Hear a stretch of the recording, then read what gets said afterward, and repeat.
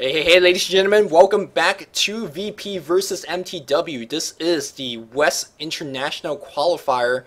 VP took game number 1 in a very well-defended fashion, stopped the push from mTw, and it looked really grueling at one point. mTw up by 10k gil, but ultimately it was not enough to take the throne, which is all that matters. Virtus Pro will be looking for a win and then advancing to the second round of the qualifiers. What is your thoughts on mTw as they're facing an elimination now? Well, in game 1, I think the general problem mTw had were they picked really strong lanes and they wanted to be aggressive about pushing, but they didn't quite have those super powerful early pushing heroes. They had Tinker, they had Invoker, they had heroes that really want to get a lot of farm and levels, and while they were able to get a bunch of quick towers, and it did give them a decent gold advantage, they didn't have any hero that translated that into we can just walk up to your base and kill everything. Enigma's not he has Eidolons, and that was their best pushing skill, but Black Hole was really a non-factor that entire game. The Hawk did nice work. They did a really nice job roaring Enigma at every opportunity and took him down, so the Beastmaster pick was big time there for VP. So mTw kind of up against it, and I fully expect mTw to pick a bit more aggressive as far as, they're a team that likes to push early. I would expect a bit more, powerhouse picks here. But then they also push early, even though they didn't have those powerhouse picks. Yeah, they got a lot of outer tier towers, but they didn't have any base sieging heroes. There was no Pugnas, there was no kind of we're going to get your tower heroes. They were kind of reliant upon Forge Spirits to do that, and the Forge Spirits were getting taken down by Axes a lot. So yeah, we talked about the counter pushing in the last game of Tinker, Beastmaster, or not Tinker, Shaker, and the Windrunner, but it was all the counter pushing from Axes alone, like Axes Lightning, I think, yeah, from Lesh, and they did fine. So it seems like you don't really need to have that much counter pushing.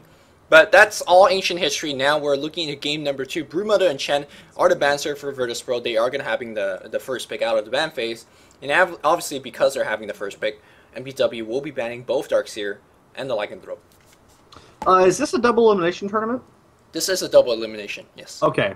Well, I was just wondering that if mTw loses this, they're still not out of it. They can still get this. So any mTw fans out there, don't fret if they don't manage to take this one, though.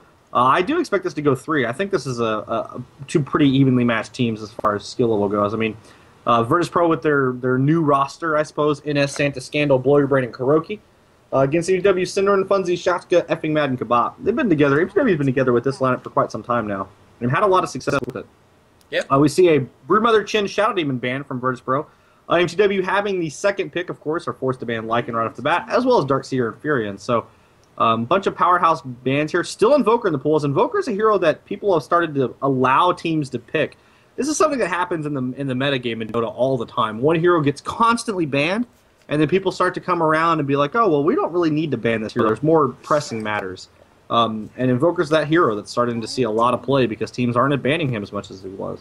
Waiting for that to happen to like it. Yeah, it'll happen eventually. No, Do you really think so? I think it'll happen eventually. Lycan is a hero that creates problems, but somebody's going to solve that problem, and they're not going to realize it, and then they're going to eventually realize, oh, our lineup doesn't care about Lycan. We can totally give this away. And that'll start to happen. I bet you anything. All right, we'll see. I'm looking forward to that day happening. So far, though, Invoker is that solved problem, as we see Enchantress Invoker being the first and second pick here for the Dire Squad. Virtus Pro picking up the Lesh again. Shadow Demon is the third ban, followed by Prophet. Okay, Invoker first. Again, fine choice. Syndron plays it fairly nicely. We're looking for Exhort Invoker, same thing. Seems like they want to go for the exact same plan. Meanwhile, look at the laning and the teamfight presence from Virtus Pro. Woo. I have to say, Invoker or whoever mTw have to pick right now, they have to have some type of magical immunity or early pipe, because charging up a hill like this is going to be so tough. I figure mTw is going to have no difficulty claiming the 6 outer towers. Seems like Virtus Pro not really on top of defending all of that. They'd rather get some farm on the other side of the map. But what they will defend are those Raxes. And I'm not sure whether mTw has what it takes to go up on the high ground. I talked about it during the push in the last game. That's where mTw have the most trouble. They just can't get up the high ground. Do you think there's a chance that mTw goes ahead and maybe picks themselves, even though they have an Enchantress, maybe picks a bit more of a farm-oriented lineup right here? Virtus Pro has a lot of stuns, a lot of gangs, and a lot of big team fight abilities. But they don't really have any big carry outside of Leshrac right now. There's a chance that mTw maybe wants to do that themselves. I mean, there's an anti-mage in the pool. There's a number of powerful heroes that they could pick up. I mean, Anti-Mage or whoever carry that mTw will be picking will be, I mean, it's fine. You gotta keep in mind that the way that mTw will be playing it, they're not gonna be bringing out the full glory of that carry. That's true. When we see a level 18, a maxed out item set very soon, because they're gonna be using that to push. And Lone Druid kind of fits that ticket. Sure, he is gonna be going for farms in the early get-go, but he is gonna join his team to push quite a bit. Now, the good thing about Lone Druid is that you don't need that many items to get him tank. In fact, once he hit level 16, he will just naturally get the tank from the true form. And because you're taking 6 exterior towers, you're going to get your Radiance fairly quick. So I think this really fits mTw's playstyle. And we talked about in game number 1 how they lack the charging up the ramp, that kind of hero. Well, the bear actually gives you that somewhat, decently. Definitely. And if they want to... the bear's pretty tanky. He's got high demolish. I mean, obviously demolish level 4. He fixes that problem pretty well. Right. And of course, if you want to pick a Pugna, I mean, it shuts down the Sanking, Blink epicenter combo. It gives you that uphill push if you want to do so. That will be really good as well. It gives them 3 solo. You can pick a 3 solo 2 jungle, that kind of lineup. That will work. But right now, I'm really worried about the teamfight potential of Virtus Pro. So far, we don't have any BKB carries. Lone Druid is not going to get one. Invoker can get one, although he really wants to put his goal into other places. Virtus Pro's teamfight looks very scary at this point. Yeah, if this game goes similar to how the last game went, I think mTw will be pretty happy with that. Because they have the Syllabear, because that's a big, powerful hero that they can run the bear up there without too much worry about, oh my god, they just killed everything. Like, they can just run the bear up there and really siege down that tower pretty aggressively. So, I think mTw would very much like to see a replay of the last game, despite the fact that they lost it, because of having that Syllabear. That said, I don't know if they're going to be able to do it. I mean, by picking the Syllabear, they're losing one of the heroes that got them that ability last game. So this doesn't... I'm kind of with you. I like Virtus Pro's picks here right now. And I think Virtus Pro's ban is very smart. The Panda, there's only 1 or 2 heroes in the game that could kind of storm up the hill and doesn't give a damn. The Wild Hunting Badger hero, which is this Panda. Like, he just blinks and clap, and suddenly your entire team just have to back off. And that really give mTw high ground tap. I'm surprised that they didn't even pick it up. Or I'm surprised that we didn't even think about it until that ban came out. But yeah, correctly identifying that as a hero that's very problematic. Right now, not only does Virtus Pro have teamfight, they have the AoE to counter push as well. And sure, that bear might be a little difficult to deal with, but it's very easy for a support on Virtus Pro. Perhaps Windrunner to pick up a Medallion Courage. And sure, Syllabear is tanky, but that bear, if you put a -6 armor on him, he's very killable.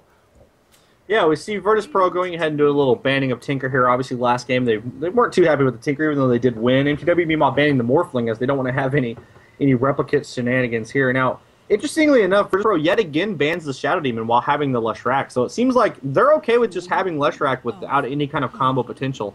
Last game we saw mTw ban Queen of Pain, and they chose not to do so this time, and Virtus Pro very gladly picks up the Queen of Pain. So massive amounts of AoE damage here from Virtus Pro. This is some serious team fight. Not only that, Virtus Pro, if they ever get a 1 pick off in the early get-go of the team fight, they will continue to pick more people off. Look at the mobility of this lineup. Yeah. Blink Dagger on the Sand King eventually, hopefully.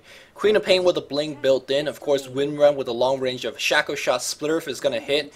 And if mTw is ever on the back foot, they're going to lose so many more heroes. So mTw got to hold their fort, whether to be pushing or defending, and they cannot give away any ground.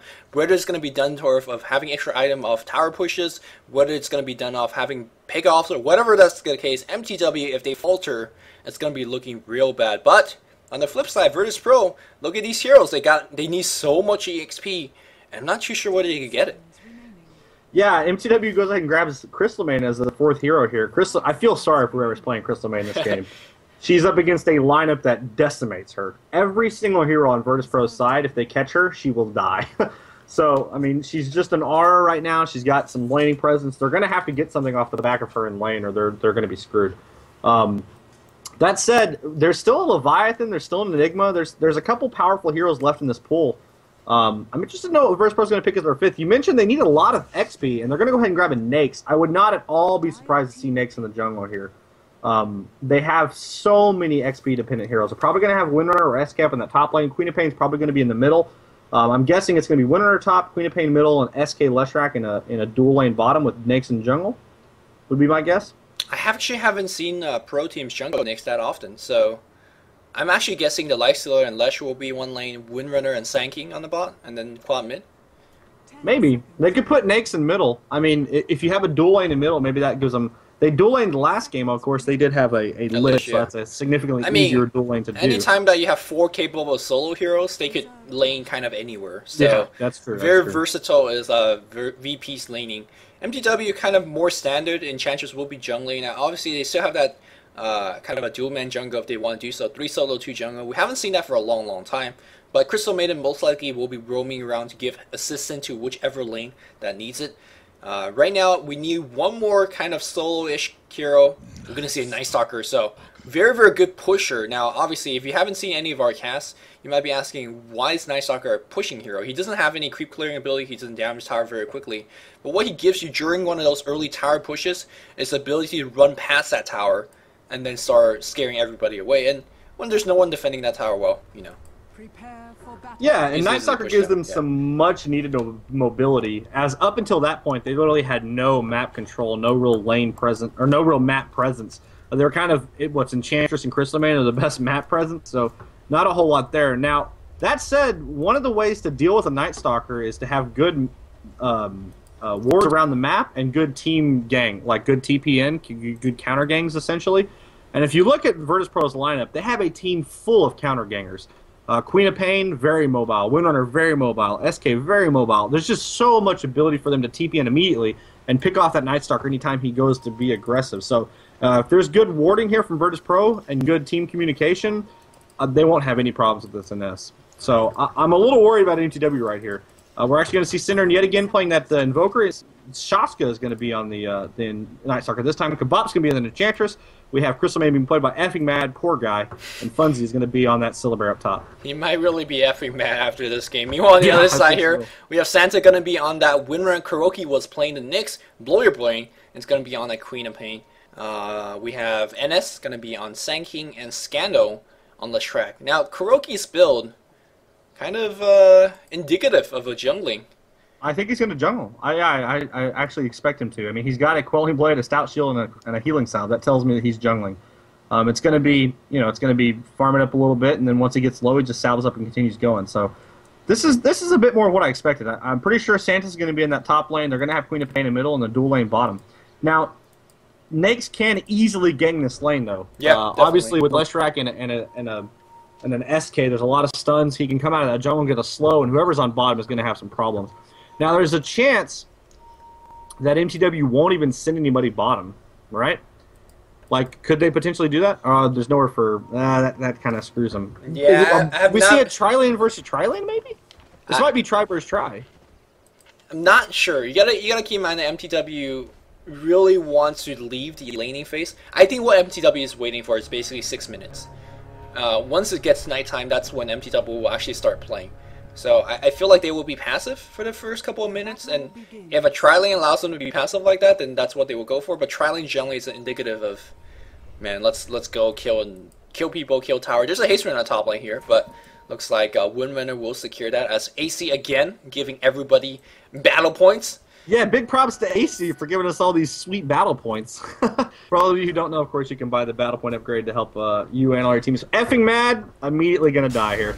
As I mentioned, Crystal Maiden not going to have a good game, and it begins from the beginning here as Scandal goes ahead and just split her for that last hit. So Crystal Maiden's not going to have a good time. I'm pretty sure of it. And ladies and gentlemen, this is real fast. This is why you don't want to walk up a hill like this to ward off, because you're walking up a hill blind, and you never know if there's a couple of guys waiting for you there. So 3 of them. And now, of course, effing man knew that. He was just kind of unlucky. Perhaps he didn't think that there was going to be... And Kabop instantly just walks up the hill like he owns the place right after the effing man died. But hey, he really owns the place because he's Enchantress in the jungle, right? Right, as I say that.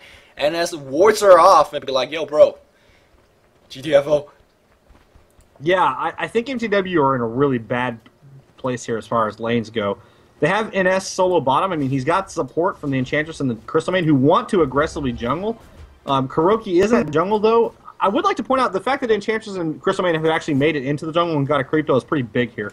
Because that's going to give them a lot more ability to really keep off this SK and the Celestrak, and that's going to allow NS to get a bit of free farm here in the lane, as they're going to have to focus a lot of their attention in the jungle here, as they do not want them anywhere near their jungle, but I don't think there's much they can do about it, is there? No, yeah, not much you can do about it. I mean, having a Centaur this early in the game means you're having extra hero, but we were talking about that gank earlier. Kebab and Loba Triple Smurf's gonna hit, Burrow Strike's gonna hit, another kill going in the way of Virtus Pro. Crystal Maiden, a little bit unfortunate here as we see Diabot E being popped up. They want to get Kuroki. We haven't used the Stomp just yet. No, it has been used. Not gonna do too much here. Now they're gonna focus on Santa. They're kiting around these guys so much. Smurf gonna get dodge, and the kill comes off for the Night Stalker. Burrow Strike was used. The Salve wasn't canceled for KKY. KKY now going to be going back. Now, of course, not too much in terms of creeping, though, going for Virtus Pro. They got a couple of kills. But I think in the long run, mTw has a better lanes for farming at the very least.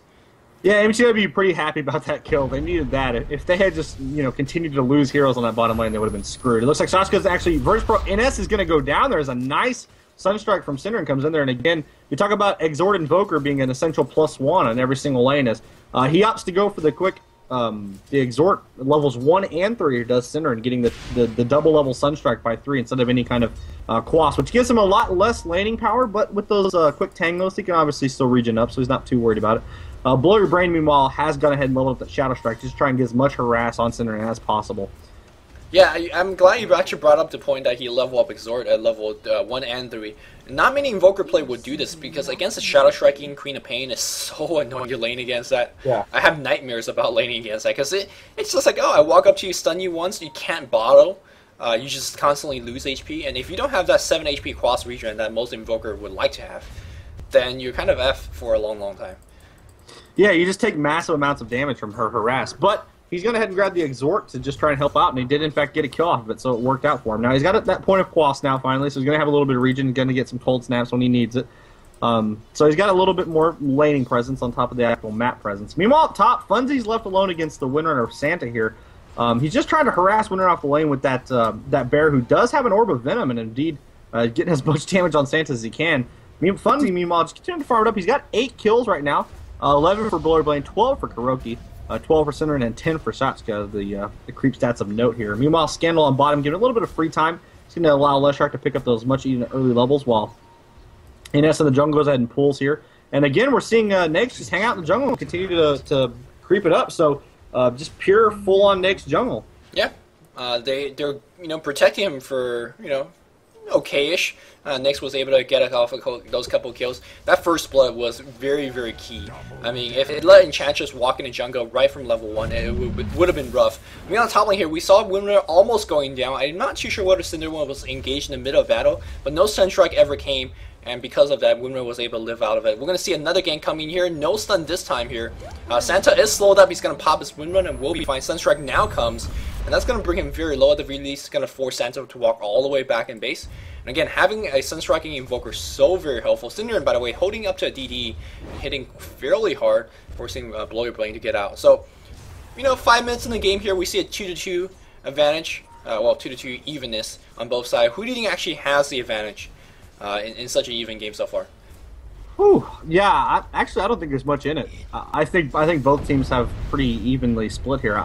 I feel like mTw most want to get through the early phases without just dying a million times. There's just so many stuns on the Radiant side, but by the same token, as you see an initiation here on bottom, Sasuke is going to go down here. Next comes out of the jungle, ends up getting that kill. No, actually, NS got the kill, but Kuroki does get that assist. He's got himself a quick Helm of Iron Will for that regen and armor, which is going to ultimately turn into an armlet, as the armlet toggles on Nyx are just so strong.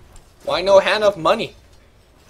Yeah, Hand of Money's a nice. I mean, Midas is a great item. Obviously, when you can get it fast enough, it's going to create. It's kind of like a quick expand in StarCraft. It's going to create a lot of money down the line, a lot of gold eventually. But I think he's just so.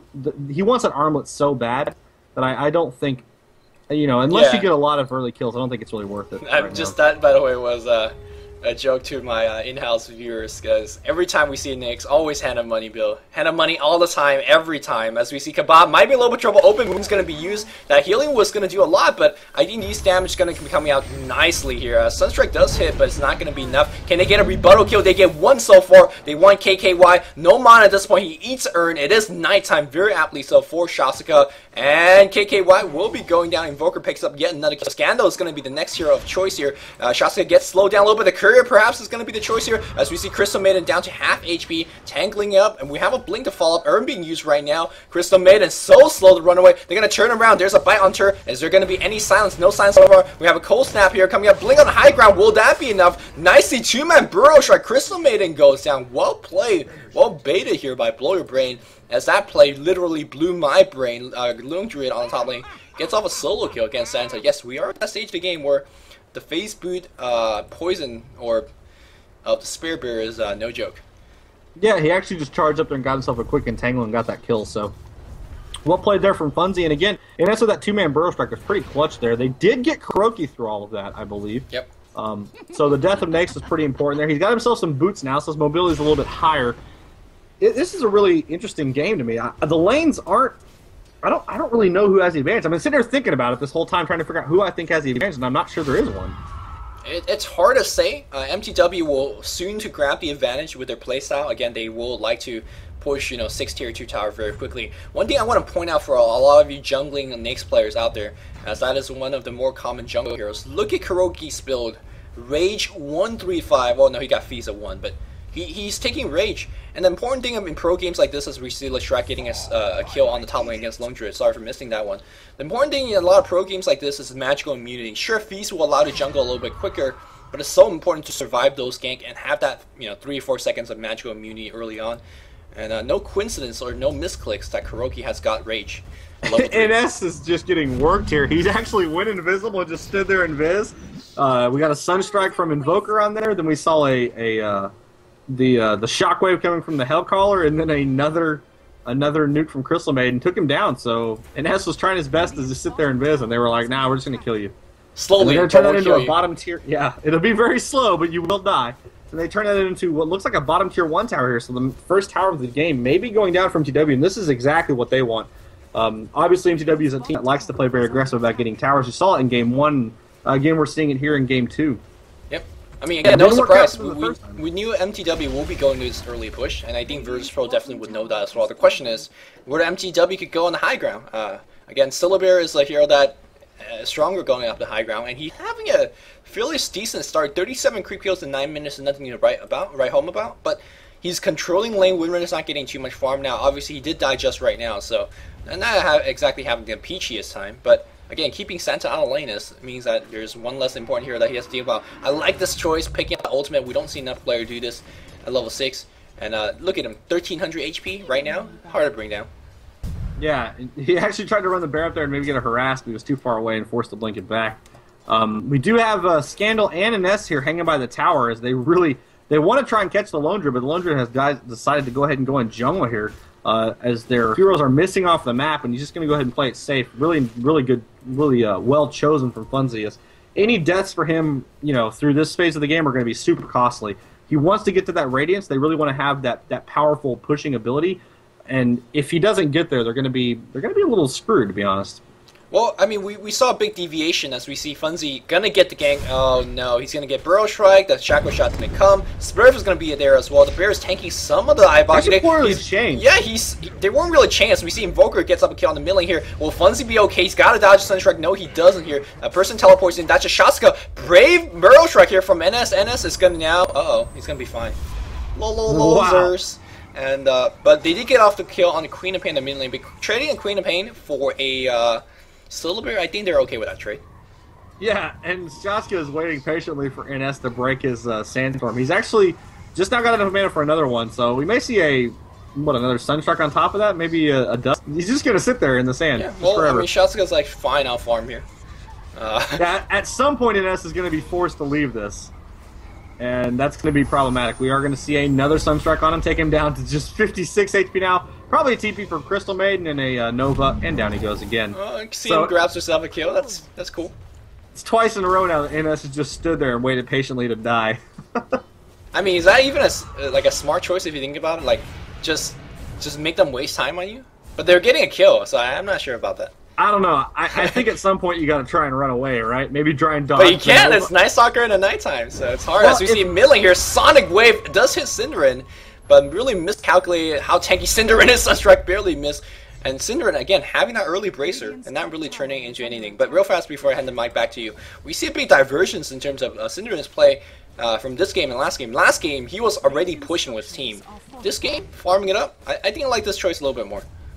Yeah, definitely. I think it's a much better decision. I mean, we always talk about how Invoker needs a bunch of levels, and we're seeing that this time. We're going to see, meanwhile, mTw Shotka using the Night Stalker to try and keep them back, but unfortunately for him, the pure stun power of Virtus Pro is too much. It's actually taken him down. And they do get the tower, so they traded an S for a tower. It's not necessarily, you know, the best trade, but it's something. Meanwhile, you see the phase boot to Bear trying to get a bunch of racks on scale. They're actually going to get the bottom tier 1 as a Virtus Pro. So it looks like they're going to get the Leshrac, so this time, Virtus Pro goes ahead and trades a Leshrac for a tower. So both teams trading a hero for a tower here. So parity is continue to be kept here. Despite, one thing that doesn't hold with the parity is that Funzy and Invoker was there to get those experience and the kill. So Carry definitely got the kill here for mTw. We know Radiant, it was a tanking and a windrunner.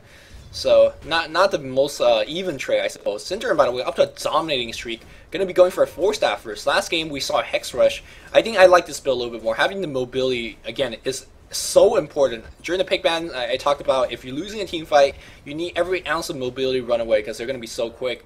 And 4-staff first is going to be helpful in that, of course. Yeah, I mean, we mentioned how Virtus Pro has so much team mobility on all of those heroes. I mean, 4-staff on Synderen is just going to help them out and kind of give them a bit of it back. Actually, looking at the farm here, we've got 30 kills on Santa, 50 on Blurry Brain, and 47 on Kuroki.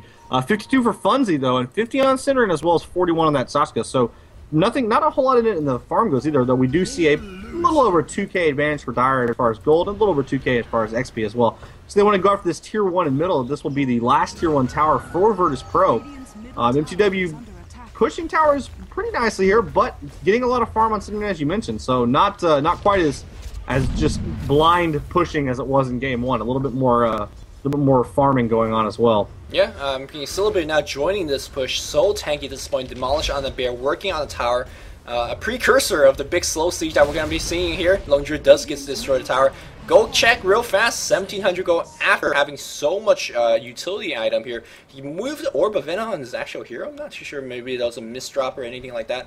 But 1700 gold with all the tier 2 towers still up. I think mTw on a very good ramp onto that Radiance.